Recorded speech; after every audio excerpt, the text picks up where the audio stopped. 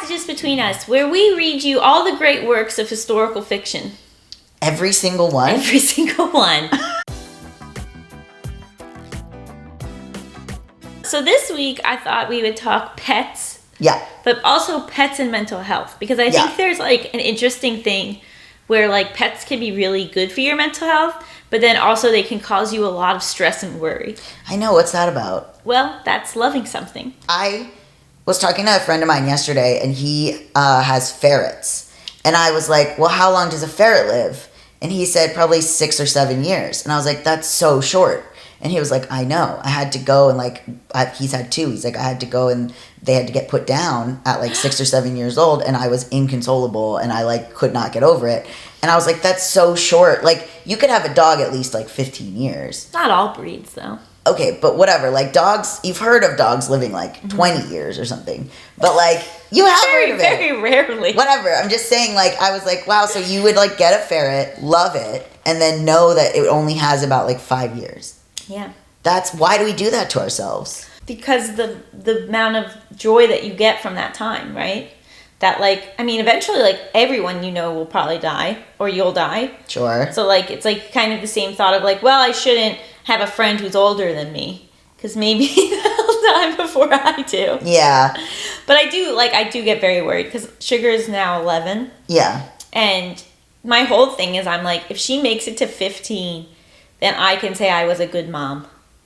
Oh my God, don't put that on yourself. I know, that's so bad. I should not put that on myself, but that's like where my mind's going, and I have to be like, that's not healthy thinking, Allison. Oh my God. Anything can happen. There is this pressure. It's like, am I taking good enough care of them? Especially because Phantom has serious issues and nerve issues and all this stuff. But I also feel like they are my number one coping skill. Yeah, say more. Like, that they are the thing that, like, regulates me more than anything else. That, like, going to them, petting them, interacting with them, watching them is, like, a way that, like, really just, like, grounds me back and, like, fills the time and, like, gives me purpose and, like, all of these, like, huge benefits. But, like, it's also, like, oh, but I haven't experienced the cost yet. Right.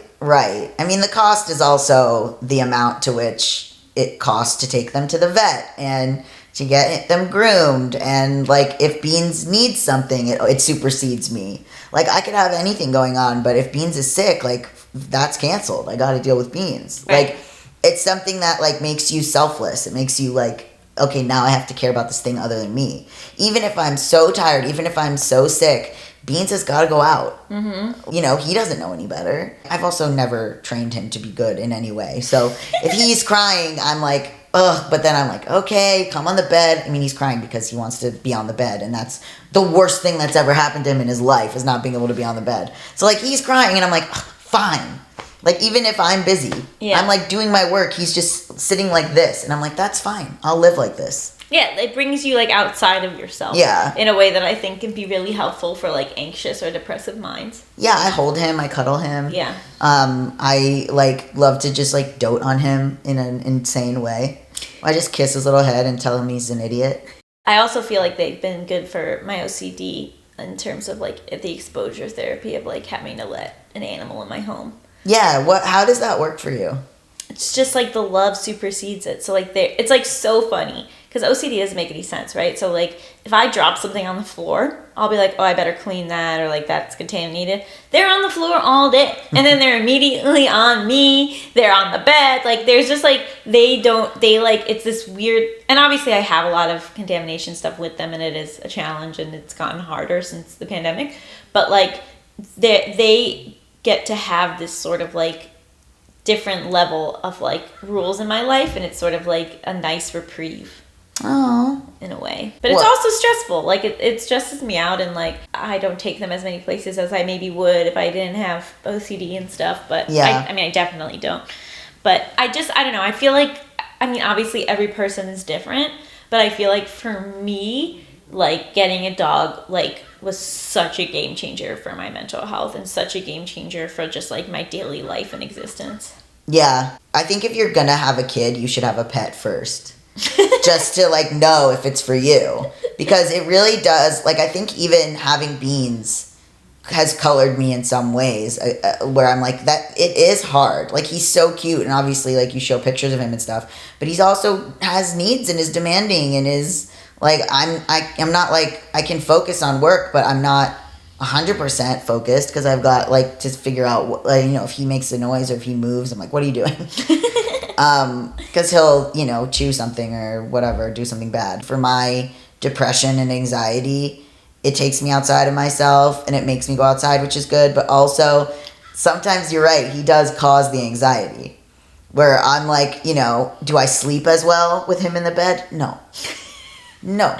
He's somehow 7 pounds. He pushes me away. Last night he got tangled in the sheets, and then I was like, what's wrong with you? I couldn't get him out. He was like in it like a bundle. Yeah, I like, have no room on the bed because they're always like pushing me. Yeah. To the edge. But I don't know, I feel like it's also like a really strong relationship. It's a bond, yeah. It's like a bond that, like, I don't know, doesn't involve the same amount of like emotional work to maintain. Yeah. Like, it is purely like a physical like love towards them.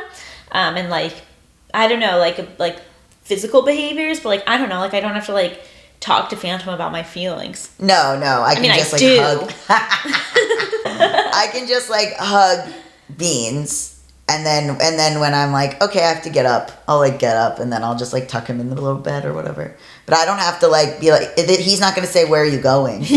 Or like have any opinions on what I do. I do feel a lot of guilt though when I leave them. Yeah. I feel a lot of guilt. Yeah. And I like, a lot of times I'll be like, is this animal cruelty? To go somewhere? Yeah, and John has to be like, absolutely not. Oh my God. Do you think having 2 of them is like more helpful too? In what way? Like that. It's more fun. It's hilarious. And I love it. I don't know that I could have 2. Yeah, I don't. I mean, it's definitely a lot easier having a partner and having 2. Like, yeah. I think living by myself and having 2 would have been a lot. Yeah. Part of me is like, wants to get a cat.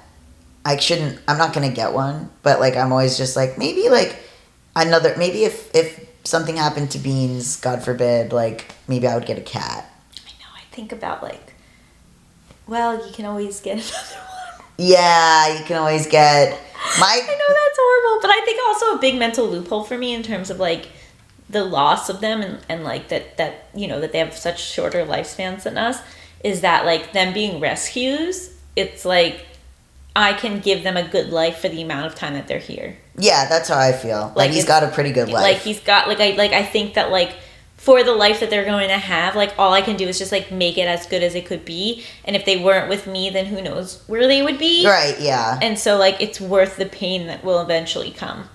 Yeah, that's how I feel, that I'm like, I hope he's happy. But then it's like, of course he's happy. He lives in a lovely apartment with food. He gets fed 5 times a day, by the way, in small amounts. And like just sleeps in a bed with me. Like, what does he have to complain about? He walks around in the sunshine of West Hollywood. He doesn't even like it.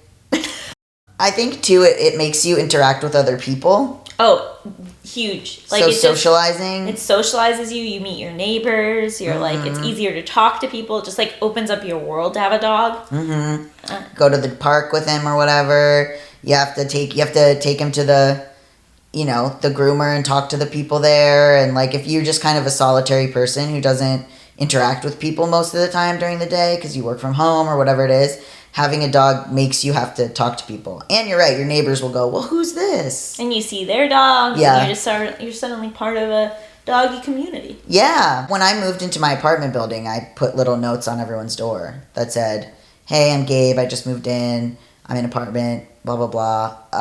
I have a dog if anyone wants to come meet him. And then a couple people did. And my neighbor next door, she watches him sometimes. That's so nice. And by the way, also, May had... my grandmother had Bichon Frises, and she had one after another. One would die, and she would just get a new exact replica dog. So she had like a Bichon named Suzette. Suzette died. Then she had Coquette. Coquette died. Then she had Ami.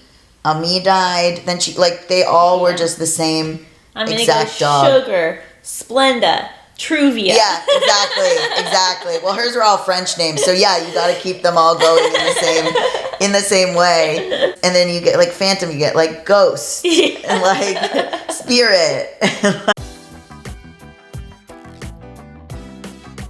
saw a funny meme that was like gay couples at their 10-year anniversary, and it was a road that was split, and one road was a French bulldog, like a blue French bulldog, and the other was becoming a throuple.